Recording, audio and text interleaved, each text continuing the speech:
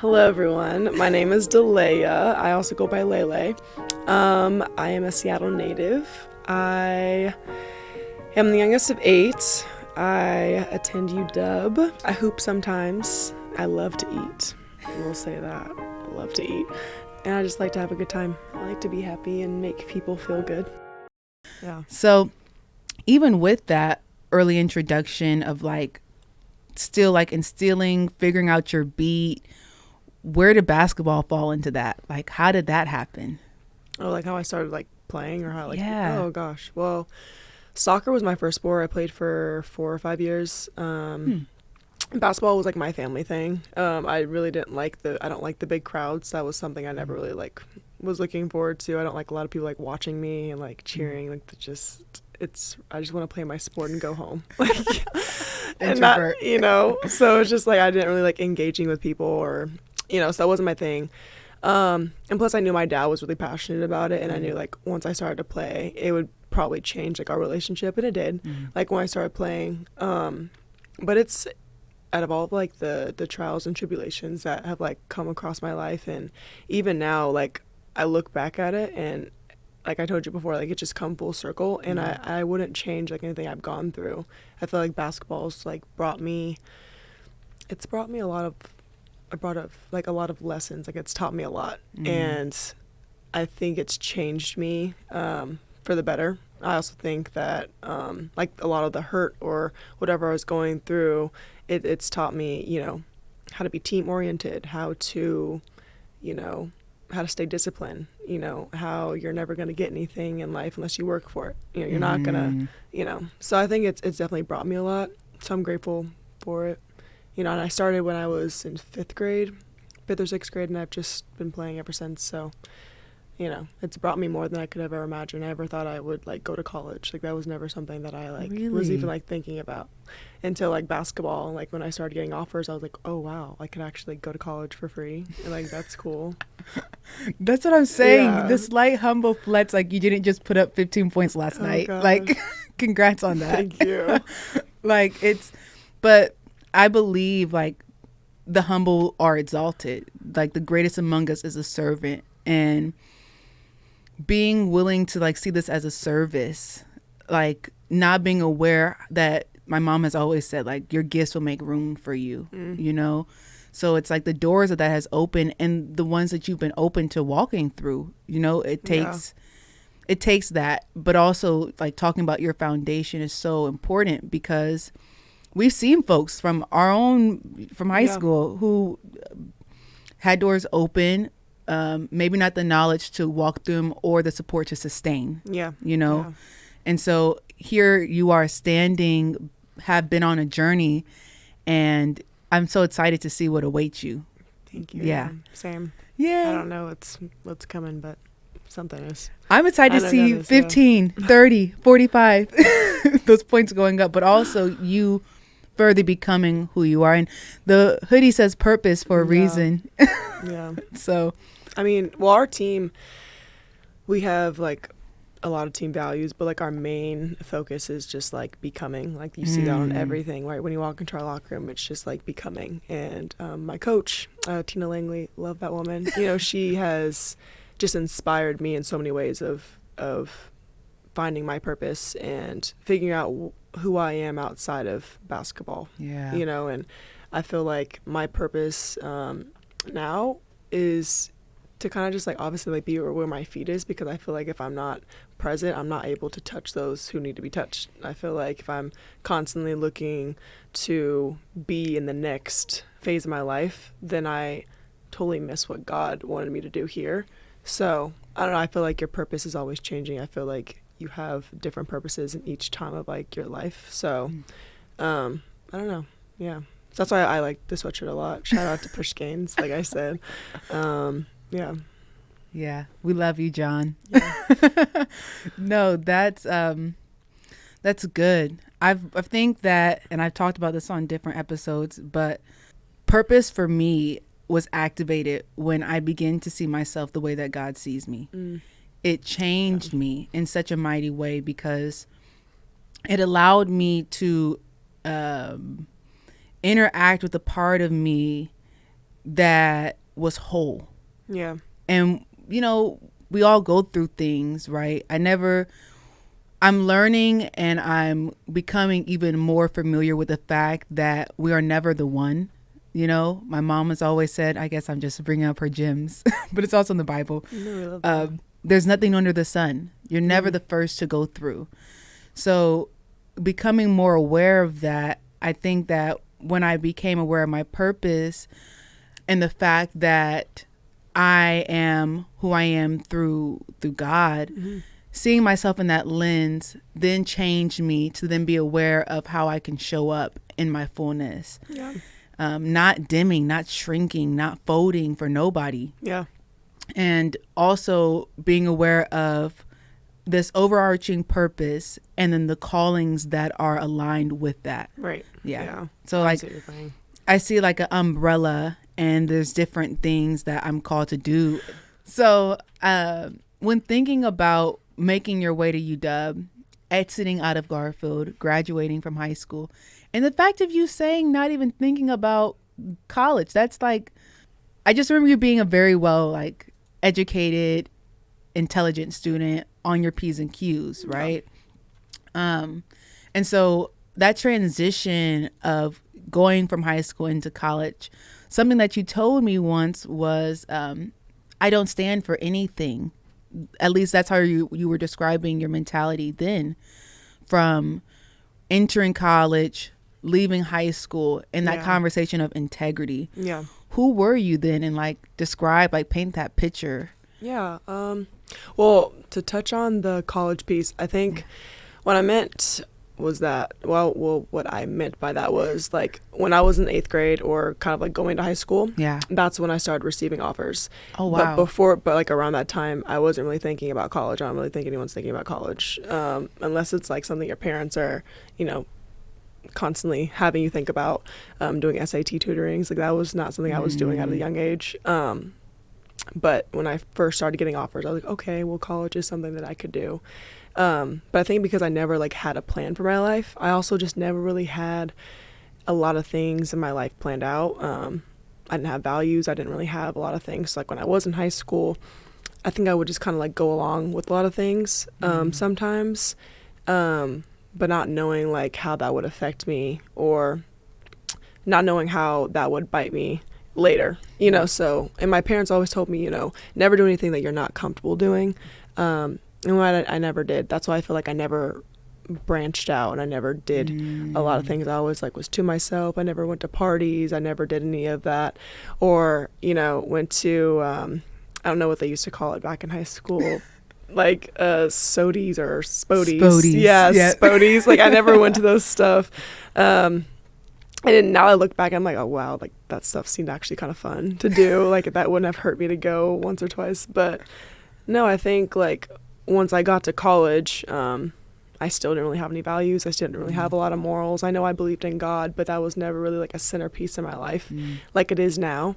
And so I let a lot of things enter my aura that didn't deserve to be there.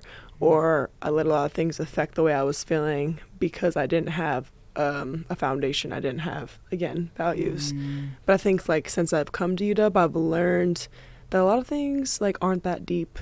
And I used to just take a lot of things really personally, make them a lot more serious than they needed to be. And I feel now I kind of just take a lot of that wisdom that I've learned and I apply it to my life now. Now I know I want to be respected. So it's if anyone's ever talking to me or they say something that I don't like, I always nip something in the bud so it doesn't linger. And that was something I didn't have when I was a freshman in college. That wasn't a character trait of mine that I had. Now I do. Anyone who knows me knows how I want to be treated because I set those boundaries early on in our relationship, or I changed the trajectory of our relationship wherever it was when I started implementing those values in my life. I knew that I was starting to have a purpose, so I knew that I couldn't hang around the same people that I used to. So I started cutting off a lot of, not that I had many friends.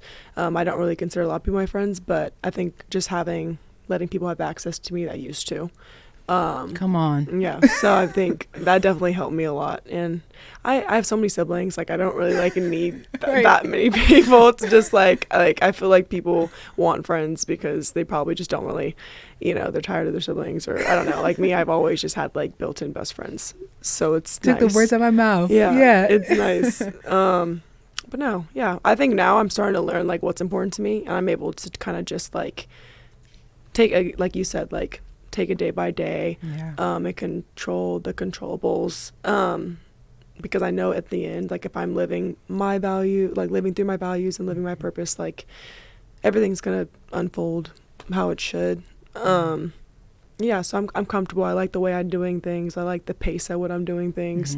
And I don't know, I like the mistakes I'm making, like I know that they're good mistakes because I know at least I'm trying, like stepping out of my comfort zones. So that's probably something I wouldn't have done when I was in high school. So yeah. Yeah, and it sounds like in that rhythm you found peace. Yeah. I was talking to my homegirl, and I was thinking about passage in the Bible. It was about this woman at the well, and a brief overview. Jesus was a Jew, the woman was a Samaritan. They didn't really talk or hang out, so the fact that he was talking to her was just a pure sign of compassion. And in this conversation, this dialogue, it's revealed that what the woman thought, what she was so used to, which was drinking from this well and the water provided at this well, she attached her life to, was so familiar to this. But the things that she was so used to, she had thought that that was the only way. When Jesus offered this water that would allow her to never run dry, like she would never thirst again, it revealed the things that she thought would fulfill her have actually made her insatiable. Oh, gotcha. She was actually still unsatisfied. In a way, how I understand that is like this concept of us being presented this thing and being so used to this way of being that we don't know that there's any room for better. Yeah. And I think that for me, I knew about purpose. At least I had a sense of purpose. I got to the point where I was negotiating my plans and my purpose. Now my plans took higher priority, which granted me a counterfeit peace because it was based on my convenience and it was based on what I could do. And I wasn't really living up to the fullness of who I was created to be, I think that it's important to evaluate how we want to show up, because it's having these morals and these convictions and these things that we stand on that then inform others of who we are, but also what we stand for, right. And you had said something so good. It's a well-known quote, but it's like literally something to live by. Stand for nothing, you fall for anything. Yeah. And so talk to me a little bit about that process of you learning how to stand. I don't know, I think like I knew when I got to college, like up until that point, I felt like I was like living life, just like going through the motions. I felt as if like I was just waking up every single day, doing the same exact thing without any purpose, like you said.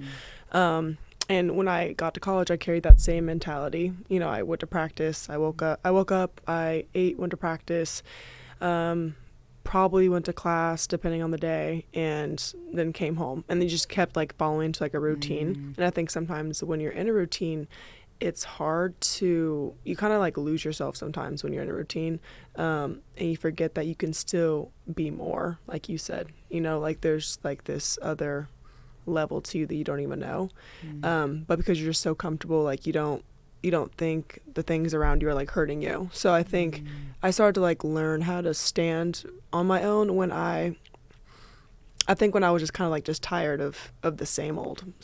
So I was like, okay, well, this is obviously not really bringing me closer to my goals. So I may need to change the way that I carry myself, the way that I present myself to people, or the way that I go about my day.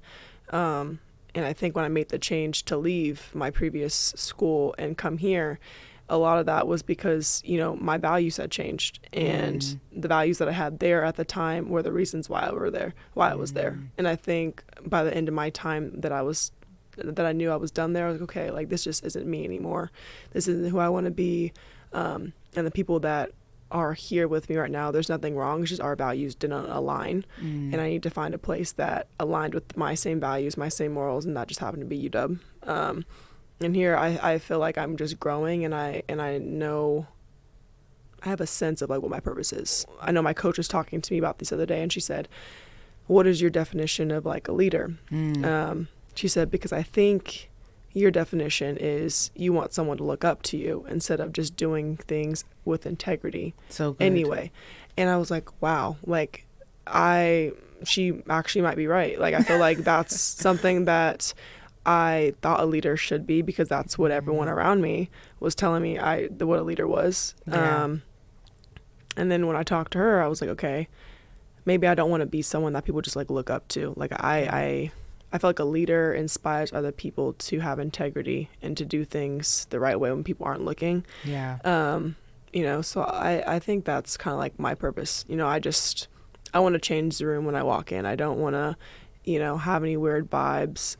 I want people to always have a smile when they're around me. And I feel like I've taken a lot more pride in the way that I bring my energy, and the way that I present myself, like I said. And again, I think it's also like my duty to share my values with other people too, because maybe they don't really know who they are just yet. And maybe like, oh, well, maybe that's something that I might want to implement in my life. And it's not me projecting, you know, my beliefs on anyone else. It's just simply like educating. Yeah. You know, I feel like we hold back sometimes. That's so good. You just dropped so many gems just now. And I love that part about how it is our duty to share, like, but also I think it's like a key, right? Like you talked about, we talked earlier about your gifts opening the door for you, but also how becoming aware about who you are, becoming aware of your purpose and the elements of leadership in you, like through integrity, through seeking and searching for values that you can stand on. Yeah. Have opened a door for you that you're going to want others to walk through as well. Like it's knowledge and wisdom. And that's what changes people. Like that's the impact that people look at. Yeah. Because of course you've had some incredible games. Thank you. At the same time, it's like, who is that person? What's the substance behind that person showing up? That light that person carries, you know? And so I love that. Sometimes I feel like God sends an earthquake in your life when he sees that you're getting too comfortable. And I feel like he attacked my mental health in that way. Not saying he's the one that caused just like the things I was going through, but I think he sent me signs on the low.